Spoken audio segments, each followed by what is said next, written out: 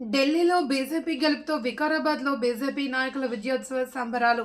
27 ఏళ్ల సుదీర్ఘ కాలం తరువాత ఢిల్లీ పీఠంపై మరోసారి బీజేపీ జెండా ఎగురవేయడంతో వికారాబాద్ పట్టణంలోని ఎన్టీఆర్ చౌరస్తాలోని విజయోత్సవ సంబరాలు చేసుకున్న బీజేపీ నాయకులు ఢిల్లీ స్ఫూర్తితో స్థానిక సంస్థల ఎన్నికల్లో అత్యధిక స్థానాలు కైవసం చేసుకుని గల్లీ నుండి ఢిల్లీ వరకు బీజేపీ విజయ డంకా ముగిస్తామన్నారు.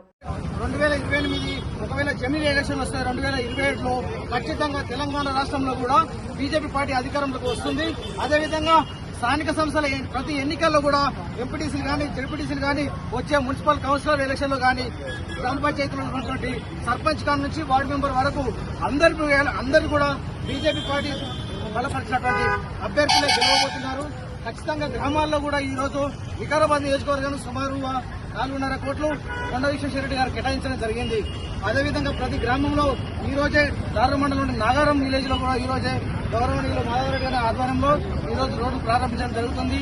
ఈ విధంగా మా పార్టీలో